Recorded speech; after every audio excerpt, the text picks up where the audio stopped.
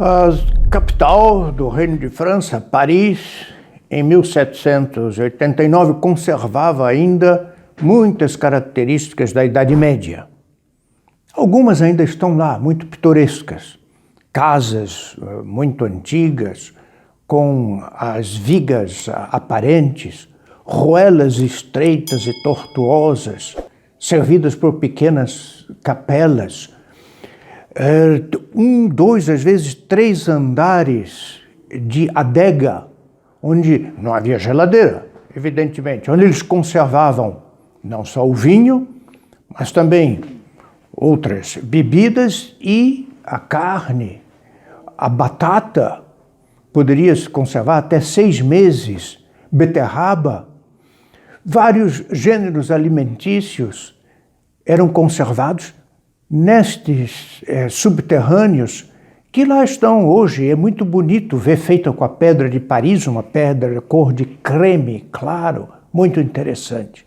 Mas uma das características medievais de Paris é que Paris era cercado de muros, nem todos estavam ainda de pé, mas os muros eles eram vazados por portas de entrada na cidade de Paris. Até hoje o nome dessas portas estão lá.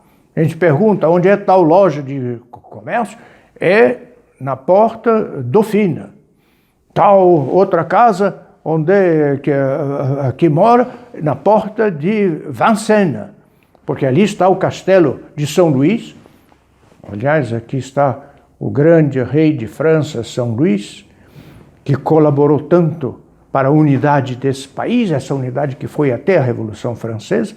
Bem, aqueles agitadores, os que contavam as notícias, que transmitiam comentários a propósito dos acontecimentos, eles eram organizados em sociedades. A mais famosa dessas sociedades chamava o Clube dos 30. Havia outros clubes, mas no Clube dos 30 havia membros da nobreza e havia membros do clero. Como é que sacerdotes poderiam concordar com uma filosofia que era anticristã, uma filosofia anticlerical? Oh, não nos assustemos. Quantos aqui no Brasil do clero são partidários da teologia da libertação, que é puro marxismo? Quantos são favoráveis a um modernismo laxista, segundo o qual tudo é permitido, e que neste momento, por causa do coronavírus, fecha as igrejas, impedindo os fiéis de estarem junto ao Santíssimo Sacramento no momento em que ele sofre, que ele precisa de orações, precisa de se confessar, e alguns moribundos dos sacramentos, dos últimos sacramentos, bem, lá, e são herdeiros espirituais daqueles sacerdotes e até mesmo bispos que adotaram a filosofia das luzes. Eles foram trabalhando a opinião, mudando a opinião, paulatinamente, até que um dia eles resolvem, é preciso gritar, falta pão, nós não temos pão, o povo está com fome. Mas todos disseram, mas como não é verdade? Não falta pão, não falta pão de ló, não faltam os doces famosos da França. Como é que nós vamos poder convencer o povo de que falta pão se não falta? Nós fecharemos as portas de Paris, vamos controlar as portas de Paris e vamos impedir que o trigo, que era plantado, evidentemente, na província, que era plantado no interior, que ele entre em Paris, e assim fizeram.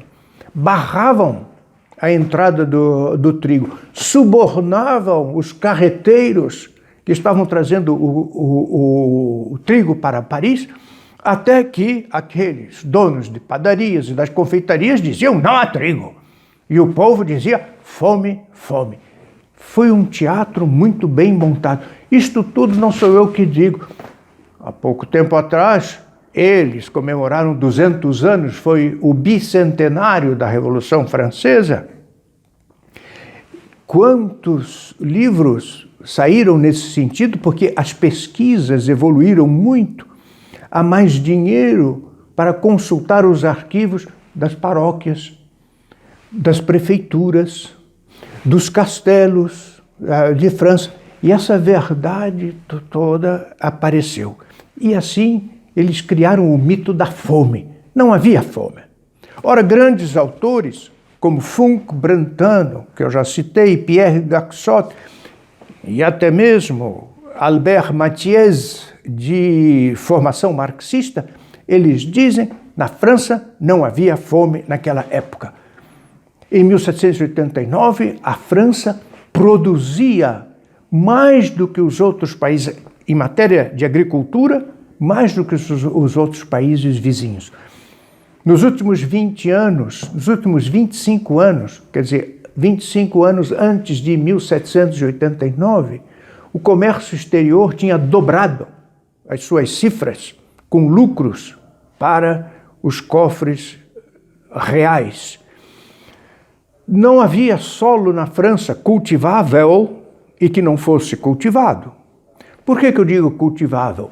Porque então, naquela época, como até hoje, a França era coberta das mais belas florestas da Europa, plantada pelos monges a partir do século VI, do século VII. Trouxeram Luís XIV, mandou trazer plantas do Oriente, e depois do descobrimento da América, no tempo de Luís XIV, a América era jovem ainda, plantas da América. Do Oriente vieram várias. Paris, ele é arborizado com o marronier da Índia. Marronier, ele dá uma fruta de cor marrom muito bonita. Dos Estados Unidos veio a catalpa, que é muito comum na França, para embelezar o território francês, para tornar a vida mais agradável. As florestas da França são famosas, muito bem cuidadas, com leis especiais, guardas florestais rigorosos que cuidam daquele patrimônio para que não haja desmatamento. Pois bem, não havia solo cultivável na França que não fosse cultivado. Em 1783, tinham descoberto o balão, a montgolfiera. Podiam viajar pelo ar, precursor do avião. E, mais do que viagem, era o divertimento. Poder ver Paris como se fosse um pássaro, eles diziam. Era totalmente novo, era totalmente novo. Em 86, foi a iluminação pública de Paris e de outras cidades, grande conforto. Os rios e os canais eram cheios de barcos a vapor. Então o barco a vapor, evidentemente, ele tinha um transporte mais rápido, mais barato, mais regular, o abastecimento das cidades era mais regular, e com isso era toda a economia que aumentava. Ninguém diz que o país estava em pobreza. Havia problemas financeiros. Um ou dois ministros das finanças cometeram erros, como o famoso Necker, mas ele tinha a filosofia das luzes também. Arruinando as finanças, ele sabia que ele arruinaria o prestígio do rei. Ora, hoje em dia, com esta quarentena e proibindo as pessoas de trabalharem, para onde vão as nossas finanças aqui no Brasil? Vão para o desastre. E assim, eles corroem o prestígio de um presidente e de um ministro da economia que estavam pondo em ordem uma economia devastada por anos de petismo, de corrupção e de falta de negligência, de falta de atenção. Portanto, este mito de que o povo fez a revolução é falso. A fome e a miséria nunca promoveram revoluções, mas sim ideias, princípios, organizações de uma minoria. Todas as revoluções foram feitas por uma minoria. Então aquele povo faminto que invadiu as Tuilerias, que invadiu, eu queria dizer, a Bastilha, é mito. Isto não foi assim, sabe-se, e eu sei porque li livros sérios, e está ao alcance de todo mundo, que muitos daqueles, por assim dizer, revoltados, que assaltavam os palácios, as igrejas, as prisões, vinham do exterior, eram ingleses, eram belgas, eram italianos, pagos, arregimentados, pagos, para impressionar a população, uma população desorganizada. Quem deveria ter organizado a população? Ou o clero, que tem o poder de dirigir a palavra cotidianamente a partir do púlpito, aqueles de seus chefes, ou a nobreza, que tinha uma grande influência, era ela responsável primordialmente pela produção na França. Eles estavam tomados pelas novas ideias e que era preciso maior de liberdade.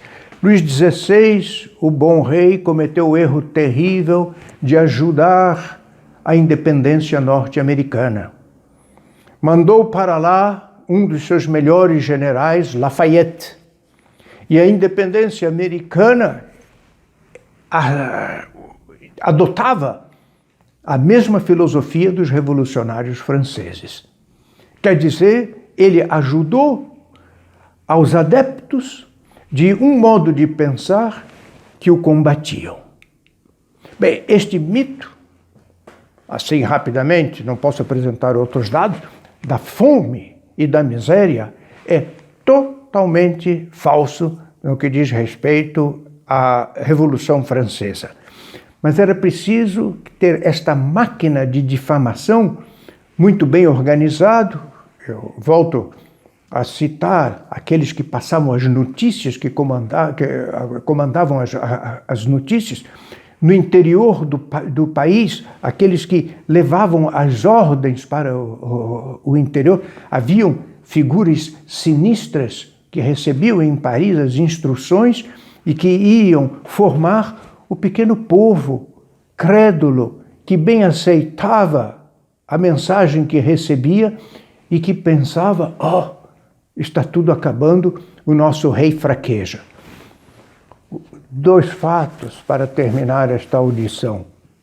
Foram os católicos, foram os povos, não a nobreza, não os donos dos castelos, mas foram os povos que defenderam a igreja na Vandeia, que foi uma grande oposição aos ideais da Revolução Francesa, a implantação da Revolução Francesa. Aliás, quando ela já estava estabelecida, no início do seu estabelecimento, no oeste da França, 200 mil mortos, em defesa dos princípios da Igreja Católica, em defesa do clero formado na obediência a Roma, e que a Revolução queria ou abolir ou sujeitar aos princípios do iluminismo. Segundo, visitando as prisões de Paris, como eu visitei, em particular a prisão da Conciergerie, num palácio mandado construir por São Luís Rei, cuja estátua aqui está, lá estão os nomes dos que saíram dali para a guilhotina. Os presos que ali tomaram a carroça para ir à Praça da Concórdia serem guilhotinados. A rainha, assim foi, ela esteve presa ali, Rainha Maria Antonieta, e dali saiu. Nas paredes estão escritos os nomes dos condenados. Quem são eles? Nobres? Não, uma minoria. Clero? Não, uma minoria. Burgueses ricos? Não. São sapateiros, cabeleireiros, moças que serviam, empregadas domésticas que serviam a seus patrões, carroceiros, leiteiros, esses, etc.